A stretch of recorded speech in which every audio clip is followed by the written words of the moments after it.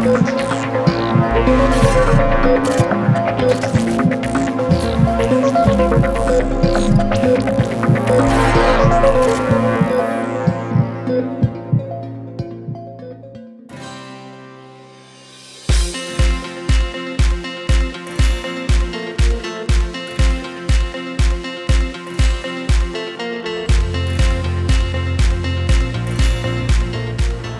وڵاتی ئوردن تەندروستیەکەیان لە دوو بەشی زۆر سەرەکی پێکاتوە. بەشێکیان سەر بە حکومەتە و بەشێکی گەورەتریان سەر بە لایەنە تایبەتەکانە، واتە نەخۆشخانە تایبەتەکان. ئەم وڵاتە داهاتێکی زۆر لە ئەنجامی هاتنی نەخۆش لە دەرەوەی وڵاتەوە بۆ ئێرە بەدەست دێهێنن، چونکە نەخۆشخانەکانیان لە ئاستێکی زۆر بەرزدان. زۆربەی نەخۆشیەکان لێرە چارەسەر دەکرێت. بابزانین چۆن حکوومەتی ئوردنی توانیوێتی پارە بەکەرتی تەندروستی بدا و بگاتە حاڵەتێک کە لە ریزی یەکەمەکانی جیهاندا بێت لەو بوارەوە.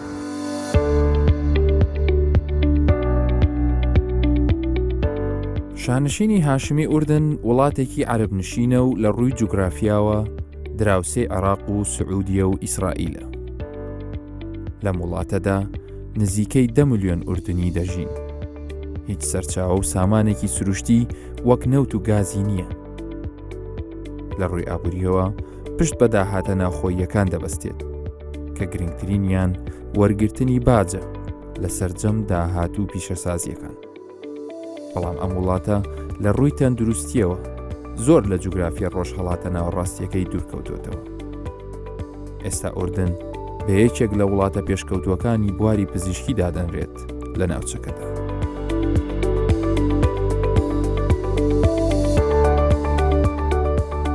جگە لەوەی کە هاوڵاتیانی ئوردنی لە ڕێگەی کۆمپانیەکانی بیمەوە سەردانی نەخۆشخانەکان دەکەن، خەڵکێکی زۆر لە وڵاتانی ترەوە دێنە ئێرە بۆ دڵنیابوون لە دەستنیشانکردن و چارەسەرکردنی نەخۆشیەکانیان.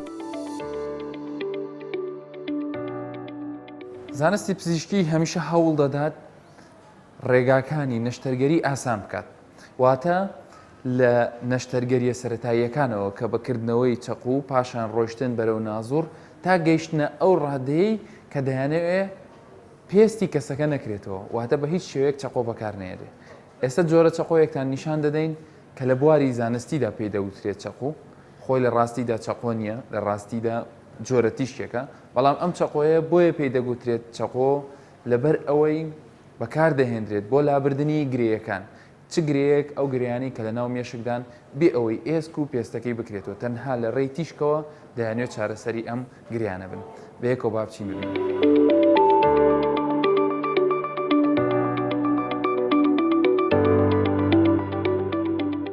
دکتۆر حەکەم هەڵگری بڕوانامەی دکتۆرایە لە فیزیکی پزیشکی. ئەو باس لە چۆنێتی کارپێکردن و گرنگی ئەم دەستگایە دەکات. گامە نایف بە یەکێک لە گرنگترین پێشکەوتنەکانی بواری نەخۆشیە گرێیەکانی مێشک دادەنرێت. لە ڕێگەی ئەم دەستگایەوە هەندێک جۆری گرێی مێشک چارەسەر دەکرێن بێ ئەوەی پێویست بە نەشتەرگەری بکات. نەخۆشەکە پاش ئەوەی نەخۆشیەکەی بۆ دەستنیشان دەکرێت دەنێردرێتە ئەم بەشە.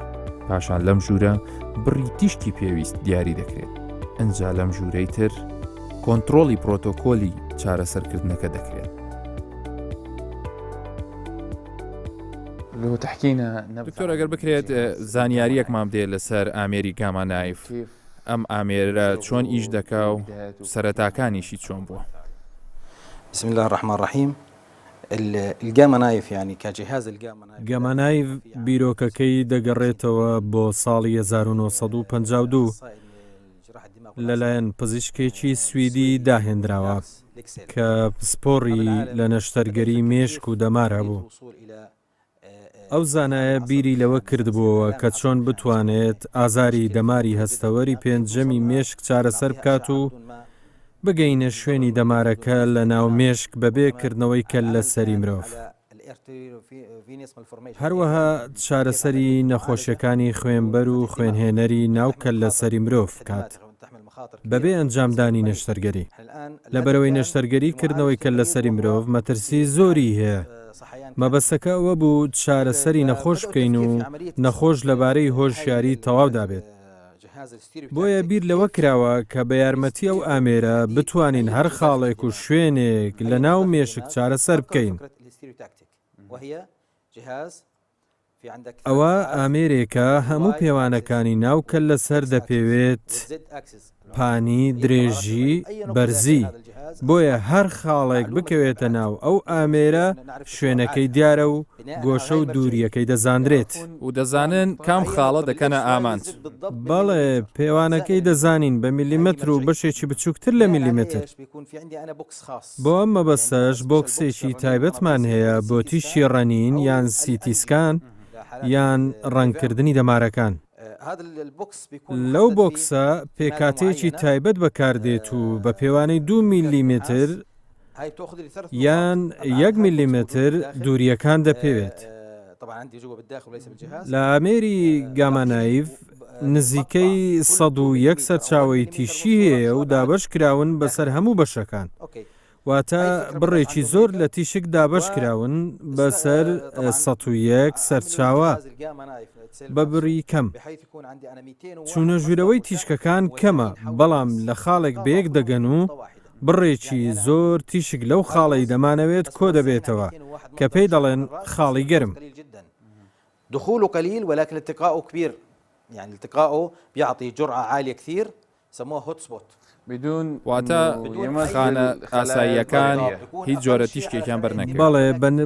بەڵێ بە کەمترین کاریگەری لەسەر خانەکانی مێشک، بەڵام لە ناو گرەیەکە کاریگەری زۆرە، دەبێت ئەوەی تێکشکاندنی DNA نەخۆشیەکە و کوشتن و نەمانی گرەیەکە لە ناو مێشک. بۆ یەکەم جارە ئامێرە لە ساڵی 1968 دروستکراوە و پاشانەوەیەکی تری هات لە ساڵی 1970 و ئەوەش دوایین و نوێترین ئەو ئامێرەیە کە لە ساڵی 2010 دروستکراوە و ئێمە لە ساڵی 2015 هێنامانە ئێرە.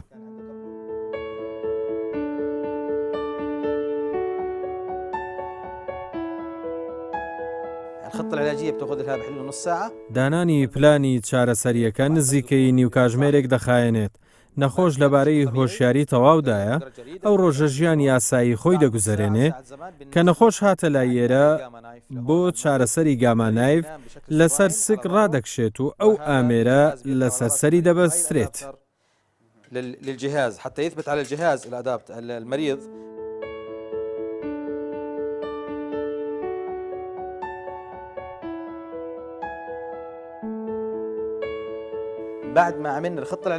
پاش دانانی پلانی چارەسەر دەچینە ژووری کۆنتڕۆڵ و هەموو زانیاریەکان دەگوازینەوە ئەم ژوورە. پاشان ئامێرەکە بەکار دەخەین و سەرەتا بە بڕی کەمکەم لە تیشک دەست پێ دەکەین و دوایی بڕەکەی زیاد دەکەین. ئەو چارەسەرە ڕەنگە کاتژمێرێک بۆ 2 کاتژمێر یان زیاتر بخایەنێ بەپێی شوێن و جۆر و قەبارەی گرەیەکە. پاش تەواوبوونی چارەسەریەکە نەخۆش لە ئامێرەکە دەردەچێت و دەچێتە ژوورێکی تر. ئەو ئامێرەی سەرسەری لا دەبین کە ڕەنگە کەمێک ئازاری هەبێت. ڕۆژی دواتر نەخۆش دەتوانێت خۆی بشوات و بگەڕێتەوە ماڵەوە یان سەرکاری خۆی و پێویستی بە خەواندن ناکات و هەروەها پێویستی بە چاودێری چڕ نابێت. پاژەوەی نەخۆشەکە لێرە پاڵ دەکەوێت و بێگومان ئەم ئامێرە بۆیە ئیش پێ ناکەین لە کاتی تۆمارکردنی ئەم بەرنامێت، چونکە ئەم ئامێرە ئەشیعی هەیە، واتە زەرەری هەیە بۆ ئەو کەسانەی کە نەخۆش نین، بۆیە ئێمە نابێت ئێستا داگیرسێنین و بتوانین ڕیکۆردکەین. تەنانەت ئەگەر نەخۆشیش لێرە بووە هەر بۆ ئێمە ئاسان نەدەبوو، لەبەرەوەی کاکی وێنەگر نابێت لەم ژوورە بێ لەو کاتەیە، لەبەرەوەی ڕێژەیەکی زۆر لە تیشکدان هەیە و کاریگەری دەبێت لە سەرخانەکان، بۆیە کە نەخۆشەکە لێرە پاڵ دەکەوێت ئەم دەرگای ئامێرە دەکرێتەوە، نەخۆشەکە دەچێتە ناوێەوە، تیشکەکە وەردەگرێت بە شێوەیەکی ڕێک و پێک. ئێمەش ئێستا دەچین ژوورەکەی تر دەبینین کە لێەوە تەحەکوم بە ئامێرەکە دەکرێت.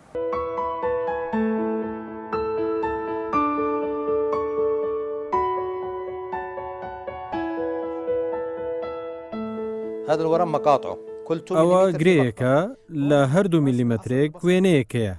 لێرە دەماری بینین دیارە کە بە ڕەنگی سوور نیشان کراوە و نزیکە لێ. ئەوەی گرنگە پارێزگاری لێ بکەین و بڕی ئەو تیشکە دیاری دەکەین کە دەگاتە ئەو دەمارە. پاژەوەی هەموو وێنە و تیشکەکانم بینی وێنەیەکی سێدووری دروست دەبێت لە ناوەوە و وەک تۆپێکی خڕ ئەوەی ناوەوە دەماری بینینە. ئەوە گرێەکەیە ئەوەش دەماری بینینە کە نایانەوێت دەیانێت بەس گرێەکە تیشکی بەرکەوێت نایانێت دەماری بینینە کە بۆی کەسەکە زەرەر زیان بە چاوی نەگەنێ زیان بە بینینی نەگەنێ لە پاش ڕۆژ. عفوا.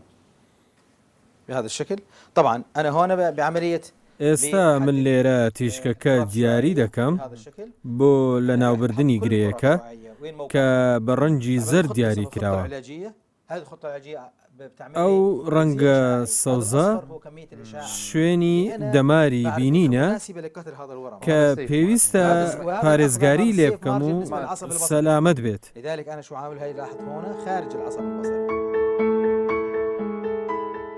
بعد 6 أشهر يعمل فولو أب صورة رنين مغناطيسي فقط. پاشان دوای 6 مانگ دووبارە پشکنین بۆ نەخۆش ئەنجام دەدەینەوە.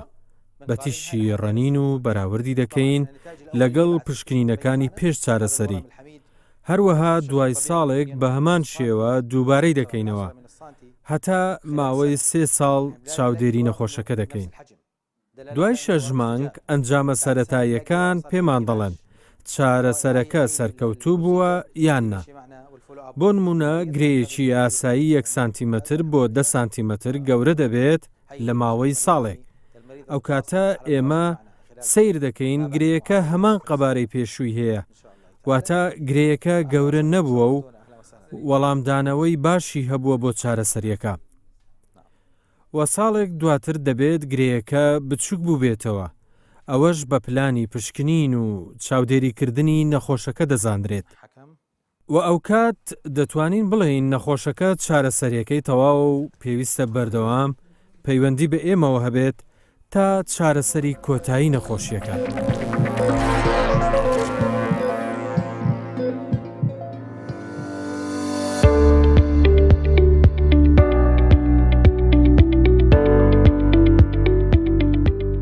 تیشک لە بواری پزیشکیدا لە ڕووی دەستنیشانکردنی نەخۆشیەکانەوە لە جیهاندا زۆر پێشکەوتووە.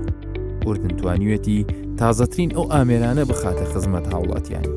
ئەم ئامێرە تازانە کەمتر مەترسی لەسەر نەخۆش دروست دەکەن.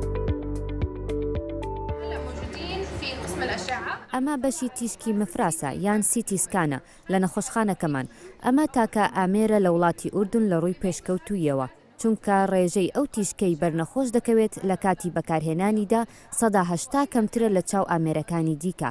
ئەمەش مانای ئەوەیە کە لە ڕێژەی دەرمانی بەکارهێنراو بۆ تیشکەکە کەمتر دەبێت بە ڕێژەی 50%. وە لە کاتی یەک لێدانی دڵدا دەتوانێت وێنەی سەرجەم بۆ ڕێخوێنەکانی دڵ وێنە بگرێت. کەواتە ئێمە باس لە خێرایی و کەمترین بەرکەوتنی تیشک و کەمترین مادەی ڕەنگی و ئەنجامی ورد و دروست دەکەین.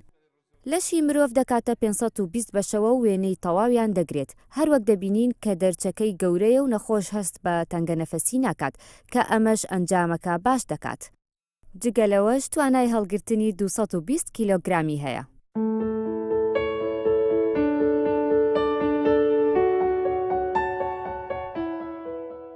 ئەو پێشکەوتانی کە لە بواری تەکنەلۆجیا بەرهەمهاتووە لە کاتی ئێستادا و زیاتر لە وڵاتە پێشکەوتوەکان بەکاردەهێنرێ لەگەڵ ئەوەی کاری پزیشکانی ئاسانتر کردووە هێندە و زیاتریش سەلامەتی نەخۆشەکان و ئەنجامی نەشتەرگەری و ئەو جۆرە شێوازانەی کە بۆ چارەسەریان بەکاردێ بەرەو پێشتر بردووە. وای کردووە کە نەخۆشەکان کاتێک کە سەردانی نەخۆشخانەکان دەکەن کەمتر ئازار بچێژن زووتر بگەڕێنە ماڵەوە و چارەسەری نەخۆشیەکانیان بە شێوەیەکی باشتر. لە ئوردن زانستی چارەسەرکاری تەنها خۆی لە ناو نەخۆشخانەکان نابینێتەوە، بەڵکو چەند شوێنێکی گەشتیاری هەیە کە لە ڕووی زانستیەوە سەلمێنراوە بایەخی تەندروستیان هەیە. بۆیە بە هەماهەنگی هەردوو وەزارەتی تەندروستی و گەشت و گوزاری ئوردنی ئەم ناوچە گەشتیاریانە کراونەتە جێگایەک بۆ وەرگرتنی چارەسەری هەندێک نەخۆشی. سەرەتا دەچینە تافکەکانی مەعین. ئاوی ئەم تافگانە وەک چارەسەری سروشتی بۆ هەندێک نەخۆشی بەکاردەهێنرێت. ئاوی ئەم تافگانە جۆرە کانزایەکی تێدایە یان کۆمەڵی کانزای تێدایە کە ئەمانە بۆ مەبەستی چارەسەرکردنی چەند نەخۆشیەک بەکاردەهێنرێت کاتێک ئەو کەسانی لێرە سەردان دەکەن ئەو ئاوانەی کە لە تافگەکان دێنرێتە خوارەوە هەروەک لە خوارەوە پاشتر دەیبینن کراوە بە شێوەی مەلەوانگە ئەو کەسانە دەتوانن بچنە ناویەوە و لە ڕێگەی ئەوەی ئەو کانزایانی کە لە ناو ئاوەکەدا هەیە سوود بە پێستی خۆیان بگێنن بەشێک لەو کەسانە کەسانی ئاساین و هیچ کێشەیەکی نەخۆشییان نیە تەنها بۆ وەرگرتنی سوود دێنە ناو ئاوەکان بەشێکی تریش ئەو خەڵکانن کە لەلایەن پسپۆڕەکانیانەوە دەنێردرێنە ئێرە بە مەبەستی چارەسەرکردن چونکە کۆمەڵی کانزایەکی تێدایە کە هاوکارە لە چابوونەوەی کۆمەڵە نەخۆشیە یەک لەوانە نەخۆشی سۆرایەسیس کە بە سەدەفیە لەناو دەبرێ لێرە لەم ئەوانە دەتوانرێ چارەسەریان بۆ بکرێ و ماوەیەکی بەرچاو دوور بن لەو کێشانەی کە لە ئەنجامی نەخۆشیەکانیانەوە تووشێندن. دکتۆر سلێمان بەڕێوەبەری بەشی گەشتیاری پزیشکیە لە وەزارەتی تەندروستی ئوردن وەکو پزیشکێک باس لە گرنگی ئەم تافگانە دەکات لە ڕووی زانستیەوە. دکتۆر ئەگەر بکرێت زانیاریمان پێ بدەیت لەسەر پێک هاتەکانی ناو ئەم ئاوەی کە لێرە دێتە خوارەوە و ئەو شێوازانەی کە بەکاردەهێنرێ بۆ چارەسەرکاری و ئایا سوودوەردەگیرێ لە بەرزی پلەی گەرمی ئەم ئاوە؟ سەرەتا بەخێربێن بۆ ناوچەی تافگەکانی مەعین. ئێمە ئێستا لە سەیرانگای تافگەکانی مەعینین بێگومان ئاوی ئەم تافگانە کانزایین. مێژوویەکی زۆر کۆنی هەیە پلەی گەرمای ئاو لێرە 40 پلەی سەدیە و چەندین جۆری کانزای گرنگی تێدایە لەوانە پۆتاسیۆم و فسفۆر کە ئەمانە چارەسەرن بۆ چەند نەخۆشیەک لەوانە نەخۆشی جومگەکان و دیسکی بڕبڕەکانی پشت و ڕۆماتیزم. ئەم جۆرە خۆیانە لەسەر شێوەی ئایۆنین ئەمەش ئەوە دەگەێنێت کە ئەم کانزا ئایۆنیانە زۆر ئاسانتر لەلایەن خانەکانی لەشەوە هەڵدەمشتێن. بۆ نمونە کە نەخۆشێک کێشەی لە دیسک هەیە ئازار و گرژی لە ماچولکەکانیشی هەیە. ئەم کانزایانە چارەسەری ئەم گرژیانە دەکەن و ئازاری جومگەکان ناهێڵن. هەروەها لەبەر ئەوەی پلەی گەرمی ئەم ئاوانە بەرزن بە هەمان شێوە توانای وەرگرتنی خانەکانی لەش بۆ ئەم توخمانە زیاد دەکەن. واتە ئەم پلەی گەرمیەوە دەکا کە مولولەکانی خوێنمان بکشێ و باشتر مادەکان وەربگرێت. بەڵێ ئەم فراوانبوونەوە دەکات خوێنی زیاتر بگاتە جومگەکان و بڕەکان و سووری خوێن چالاکتر دەکات و پرۆسی فرەدانی پاشەڕۆ بۆیە دەبینین کە کەسێک ئاوسانی هەبێت لە جومگەکانی کە دێتە ئێرە ئاوسانەکە زۆر کەم دەبێتەوە. لە هەمان کاتدا نابێت لەبیر بکەین کە ئێمە ئێستا 300 متر لە ئاستی ڕووی دەریا ئەمەشەوە دەگەێنێت کە ڕێژەی ئۆکسیجین لە هەوای ئێرە زۆر بەرزە کە ئەمەش بۆ ئەو کەسانی نەخۆشی کۆ ئەندامی هەناسەیان هەیە وەکو نەخۆشی ڕەبۆ زۆر بەسوودا. کەواتە دەتوانین بڵین ئەم سێرانگایە زۆر سوودی تەندروستی هەیە. هەر بۆیەش لە ساڵی 2015 بە باشترین شوێنی گەشتیاری لە جیهاندا هەڵبژێدرا لە ڕووی پزیشکیەوە بە سوود بێت و زۆر خەڵاتی جیهانیمان وەرگرتووە. گەشتیارێکی زۆر لە سەرتاسەری جیهان و وڵاتانی دراوسێ سەردانی ئێرە دەکەن و زۆر لە پزیشکانی ئێسک و جومگەکان نەخۆشەکانیان دەنێرنە ئێرە.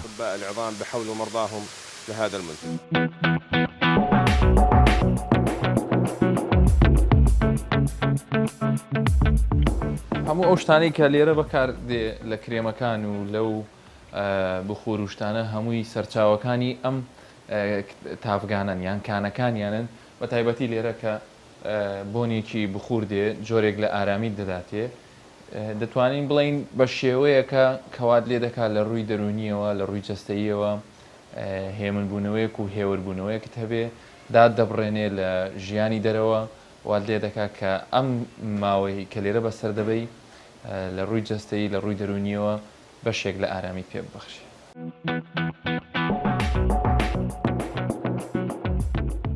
پاشان بەرەو کەناراوەکانی دەریای مردوو دەڕۆین. ئەم شوێنانە بە نزمترین خاڵ لە ئاستی ڕووی دەریادا دەنرێت.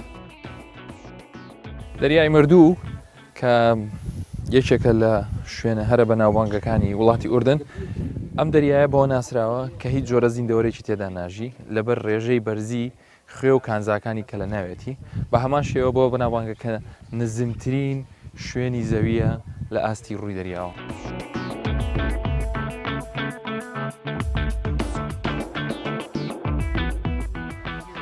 خەڵکانێکی زۆر چەندین کیلۆمەتر دەبڕن هەتا ئەوکو بێنە ئێرە ئەم قوڕە لە خۆیان بدەن.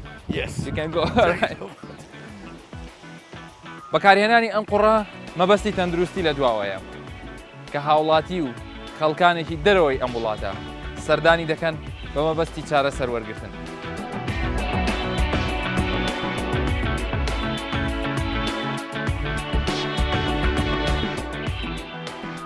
لە کەناری دەریاکە چەندین هۆتێل و شوێنی گەشتیاری هەیە، بەڵام ئەوەی جێی سەرنجە بوونی هۆتێلێکە تایبەت بە چارەسەرکردن بە بەرهەمەکانی دەریای مردوو.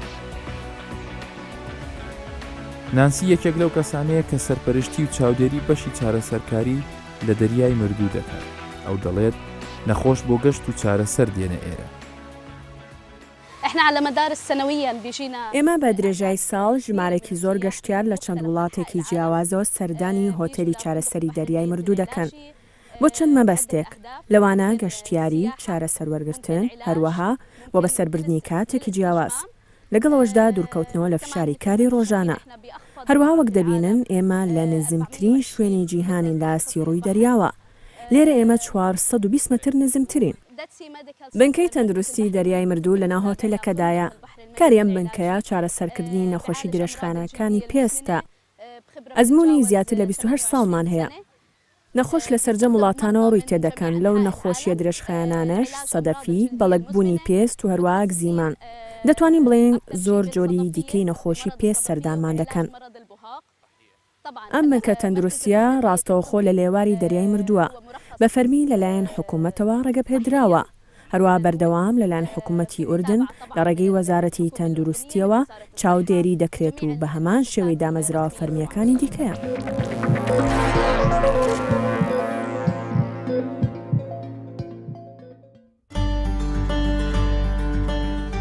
لێرە لەناو ئەم میوانخانەیە یان لەناو ئەم هۆتێلە بنکەیەکی تەندروستی هەیە تایبەتە بۆ کەسانەی کە جگە لە بەسەربردننی کاتێکی خۆش دێن لێرە چارەسەر وەردەگرن بە گوێرەی ئەو ڕاستپاردانی کە لەلایەن پسپۆڕەکانی خۆیانەوە بۆیان نێدراوە بە تایبەتی ئەو کەسانی کە جۆرە نەخۆشیەک لە پێستیان هەیە یان لە جووگەکانیان دێن لێرە تیمێکی پزیشکی سەرپەرشتی چارەسەرەکەیان دەکات پاشان کە ئەو چارەسەرە لێرە وەردەگرن راپۆرتی تایبەت وەردەگرن و دەیانگەڕێنەوە لە بۆ پزیشکەکانیان. لەگەڵ دکتۆر سلێمان دەچمە ناو بنکە تەندروستیەکەوە پرسیاری دەربارەی شێوازی چارەسەرکردنەکان لێ دەکەم. چارەسەرکردن بە قوڕ سەرنجمان ڕادەکێشێت. طبعا هو المد الموجود بەڵێ ئەم قوڕێکە لە حەوزی دەریای مردوو زۆر تایبەتە. وەگوتمان ئێرە نزمترین شوێنی دنیاە. نزیکەی 360 بۆ 380 متر لە ئاستی ڕووی دەریا نزمترە. ئەمە پێمان دەڵێت کە ڕێژەی ئۆکسجین لێرە زۆر بەرزە. ئەمەش وەگوتمان بۆ نەخۆشەکانی هەناسە زۆر بەسوودە. جگەلەوە هەندێک کانزا لە ئاوی دەریای مردوودا بە ڕێژەی زۆر بەرز هەیە وەک بڕۆمیت کە ڕێژەکەی 49 جار بەرزترە لە چاو ئەو ڕێژەی کە لە دەریای ناوەڕاستدا هەیە کە وەک دەزانی بڕۆمیت بۆ مەبەستی خاوبوونەوەی خانە و ماسوولکەکان بەکاردێنرێت لە بواری پزیشکیدا.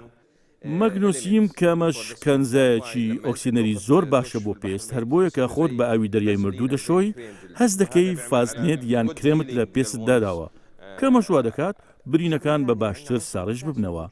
هەروە ئاوەکەی پۆتاسیۆمی تێدایە کە بۆ نەخۆشیەکانی ڕۆماتیزم باشە و سووری خوێن چالاک دەکات. ئێمە لێرە چەند جۆرێک چارەسەرکردن پێشکەش دەکەین. یەکەمیان چارەسەرکردنە بە تیشی ڕۆژ کە بێگومان لە زۆری تیشی سەروب نەوشەیی سیە کە زۆر بەسوودە چونکە ئێرە زۆر نزمە. هەردوو تیشی ئەیوبی ناگاتە ئێرە کەواتە تەنها تیشی سی دەگات کە لە ڕووی تەندروستیەوە سەلامەتە و سوودی هەیە بۆ چەند نەخۆشیەکی پێستی درێژخایەن. دومیان چارەسەرکردن بە ئاوی دەریای مردوو هەروەک باسمان کرد چارەسەرکردن بە قوڕ کە ئێستا دەچینی یەکێک لەو نەخۆشانە دەبینین کە چارەسەری بۆ دەکرێت.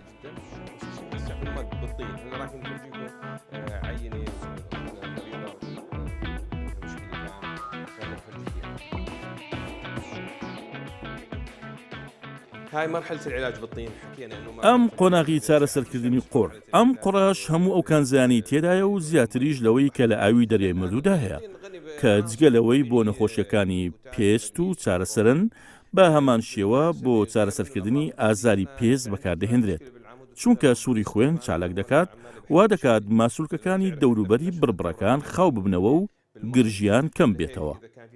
ئەم نەخۆشە چەند جارێک هاتۆتە ئێرە چونکە کێشیەکی لە پێستی هەبوو ئەمە جاری سێمە دێت سوپاس بۆ خوا کارەکانی باش دەڕوات و ئێمەش و ئەویش دڵخۆشین.